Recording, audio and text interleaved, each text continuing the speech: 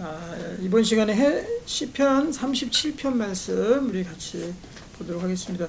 시편 37편만큼 악인과 의인을 대비해서 잘 이 노래한 말씀도 많이 없는 것 같아요. 우리가 흔히 하나님 안 믿는 사람들이 제일 부당하게 여기는 게 뭐냐면, 하나님이 진짜 계시다면은 어찌해서 저 악인들이 저렇게 극세하고 잘 먹고 잘 살 수 있느냐, 그 불합리해 보이거든요.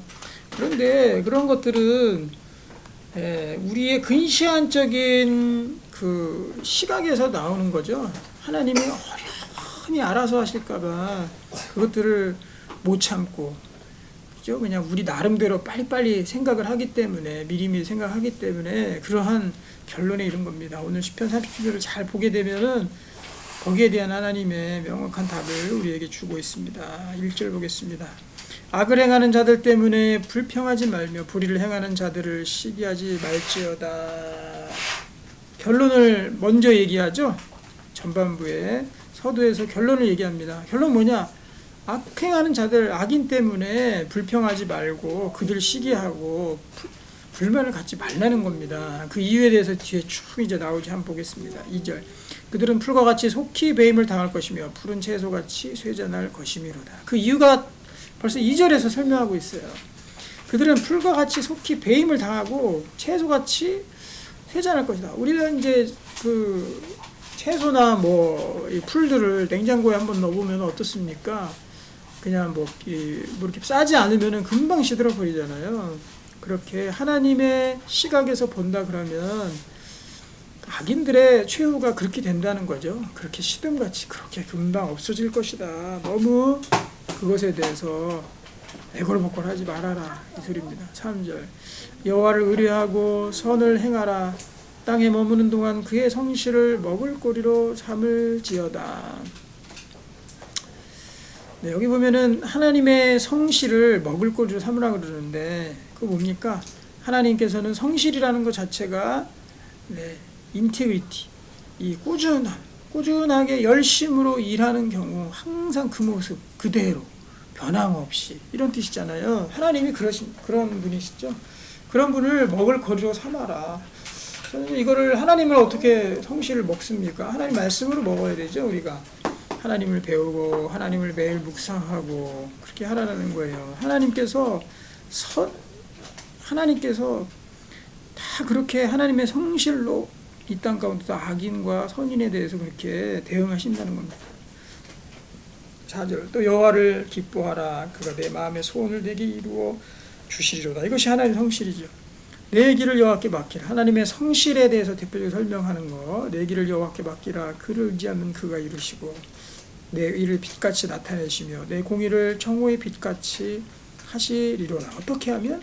하나님께 나의 길을 의뢰하고 맡기는 자. 그러나 하나님의 성실로서 그 길을 주님께서 인도하신다는 겁니다. 자, 여호와 앞에 잠잠하고 참고 기다리라. 자기 길이 형통하며 악한 꾀를 이루는 자 때문에 불평하지 말지어다.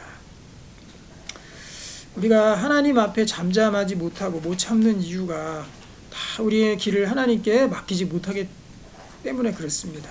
자기 길이 하나님께 다 맡겨진 사람은요, 주님 앞에서 잠잠할 수 있어요. 기다릴 수 있는 겁니다. 그렇기 때문에 악인이 조금 뭐 잘 된다고 해서 너무 이 짧은 안목을 가지고 바라보는 것 때문에 그런 것들 때문에 불평하지 않게 된다는 겁니다.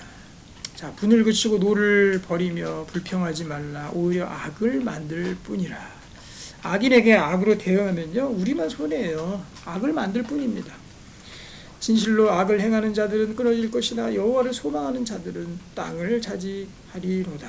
악인과 의인을 딱 대비시키잖아요. 악인의 최후가 어떤지. 잠시 후에는 악인이 없어지리니 내가 그곳을 자세히 살필지라도 없으리로다. 우리는 우리 인생이 사실은 매우 짧기 때문에요. 악인들도 이 땅에서 그렇게 살다가 하나님의 심판이 임하시고 또 악인의 수명이 다하게 되면요, 설마 끝까지 죽을 때까지 잘 살았다 할지라도 금방 끝납니다. 그리고 하나님의 심판이 곧 있을 거기 때문에 정말 잠시 후에 이렇게 살펴봐도 금방 없어지는 그런 꼴이 하나님 앞에서의 악인의 모습이라는 거예요. 그 뭐 잠시의 그 때를 보고 우리가 하나님의 입장에 서지 못하고 그냥 우리 나름대로 판단해서 그렇게 결단한 일 없기를 바랍니다. 그러나 온유한 자들은 땅을 차지하며 풍성한 화평으로 즐거워하리로다. 이게 의인의 모습이죠. 악인이 의인 치기를 꾀하고 그를 향하여 그의 일을 가는도다. 그러나 주께서 그를 비웃으시리니 그의 날이 다가옴을 보심이로다. 악인의 최후는 점점 다가오고 있어요. 그래서 우리 하나님 없는 것 같이 느껴질 때도 있지만, 하지만 주님께서는 위에서 비웃고 계시는 거죠. 악인의 그날이, 그 멸망의 날이 다가오는 것을 보고 우리는 하나 걱정할 거 없어요. 괜히 우리가 오버할 필요가 없는 겁니다. 악인에 대해서 이렇군 저렇군. 하나님이 다 알아서 하십니다. 우리의 영역이 아닌 거예요. 악인이 칼을 빼고 활을 당겨 가난하고 궁핍한 자를 엎드려뜨리며 행위가 정직한 자를 죽이고자 하나 그들의 칼은 오히려 그들의 양심을 찌르고 그들의 활은 부러지리로다. 악인의 적은 소유가 의인의 적은 소유가 악인의 풍부함보다 낫도다. 너무 부러워하지 마십시오. 악인은 소멸할 것입니다. 악인의 팔은 부러지나 의인은 여호와께서 붙드시는도다. 여호와께서 온전한 자의 나를 아시나니 그들의 기업은 영원하리로다. 그들은 환난 때에 부끄러움을 당하지 아니하며 기근의 날에도 풍족할 것이나 악인들은 멸망하고 여호와의 원수들은 어린 양의 기름같이 타서 연기가 되어 없어지리로다. 악인의 최후에 대해서 계속 반복해서 설명하고 있습니다. 연기가 얼마만큼 금방 없어집니까? 그렇게 없어진다는 거죠. 악인은 꾸고 갚지 아니하나 의인은 은혜를 베풀고 주는도다. 의인의 특징이 뭐냐 그러면 의인은 다른 게 아니에요. 예수 그리스도를 믿는 자 의인이죠. 그들의 특징은 뭐냐? 은혜를 베푸고 주는 사람이에요. 주는 사람. 악인은 갈취하죠. 꾸고 갚지 아니합니다. 주의 복을 받은 자들은 땅을 차지하고 주의 저주를 받은 자들은 끊어지리로다. 여호와께서 사람의 걸음을 정하시고 그의 길을 기뻐하시나니 그는 넘어지나 아주 엎드러지지 아니하면 여호와께서 그의 손으로 붙드심이라. 37절에 좋은 말씀들이 너무 많이 있어요. 24절도 마찬가지죠. 그는 넘어질 수 있습니다. 우리 살면서. 하지만 우리가 아주 못 일어날 정도로 엎드러지지 않는다. 하나님께서 그의 손을 붙들어 주신다는 겁니다.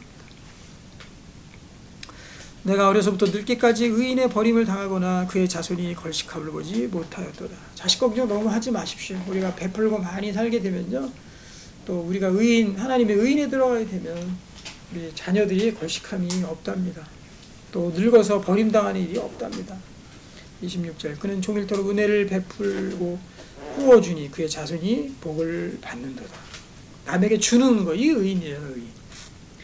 27절 악에서 떠나 선을 행하라. 그리하면 영원히 살리니 여호와께서 정의를 사랑하시고 그의 성도를 버리지 아니하시미로다. 그들은 영원히 보호를 받으나 악인의 자손은 끊어지리로다. 의인이 이 땅을 차지하며 거기서 영원히 살리로다. 이 땅은 어디입니까? 바로 영원히 사는 곳, 우리의 하늘나라 천국입니다. 하나님께서 주실 그 땅을 벌써 노래하고 있는 겁니다. 30절 의인의 입은 지혜로우며 그의 혀는 정의를 말하며 그의 마음에는 하나님의 법이 있으니 그의 걸음은 실족함이 없으리다. 의인의 특징이죠. 지혜를 말하고 그 입술에 하나님의 말씀이 있고 또 그의 입에서 정의를 이야기하고, 그것이 바로 의인의 특징입니다. 32절 악인이 의인을 엿보아 살해할 기회를 찾으나 여호와는 그를 악인의 손에 버려두지 아니하시고 재판 때에도 정죄하지 아니하시려다. 우리 악인의 손에서 하나님께서 그대로 방치하두지 않으십니다. 그리고 재판 때에도 정죄하지 아니하신다는 거예요. 이 재판 때는 언제입니까? 하나님이 심판하시는 그날, 재판의 날. 이 시편 참 구약시대에 쓰여졌지만 참 신약적인 요소들 굉장히 많이 담고 있죠. 영원한 집, 천국에 대해서도 알고요. 또 재판 때도 하나님께서 우리를 의인을 정죄하지 않으신다는 거예요. 여호와를 버리고 그의 도를 지키라. 그리하면 내가 땅을 차지하게 하실 것이라. 악인이 끊어질 때에 내가 똑똑히 보리로다. 내가 악인의 큰 세력을 본즉 그 본래의 땅에 서 있는 나무잎이 무성함 같으나, 이 악인의 이 세상에서 득세하는 악인을 보게 되면요, 그 나무잎이 무성한 그런 세력 같아요. 악인이 지나갈 때 그는 없어졌나니 그를 찾아도 발견하지 못하였도다. 여기 보면 나무잎이 풍성함 같이 그렇게 큰 세력을 볼지라도 금방 찾아도 발견하지 못할 정도로 하나님 편에서 보면 악인이 그런 존재밖에 안 된다는 거죠. 온전한 사람을 살피고 정직한 자를 볼지어다. 모든 화평한 자의 미래는 평안이로다. 범죄자들은 함께 멸망하리니 악인의 미래는 끊어질 것이나 의인들의 구원은 여호와로부터 오나니 그는 환난 때 그들의 유세시리로다. 환난의 날에, 그렇죠? 환난의 날에 악인과 의인이 갈라집니다. 그때 악인은 심판을 받지만 의인은 하나님께서 그들의 유세가 된다라는 겁니다. 40절 여호와께서 그들을 도와 건지시되 악인들에게서 건져 구원하시면 그를 의지한 까닭이로다. 하나님을 의지하는 자 그가 의인입니다. 그래서 우리 이 악인의 이 세력에 함께 우리가 묻혀서 살 수밖에 없는 우리의 삶이지만 우리 하나님께서 악인을 끝까지 붙들어 주실 그 의인을 끝까지 붙들어 주실 그 의인이 됨을 우리가 하나님께 의탁하고 우리의 길을 하나님께 내어 맡기고 또 악인들을 부러워하거나 또 시기하거나 불평하지 말고 하나님의 길 가운데 잘 따라 나간다면 그것이 바로 의인의 삶이 될 줄로 믿습니다. 평안한 삶으로 우리 같이 나아가게 되기 소망합니다. 아멘.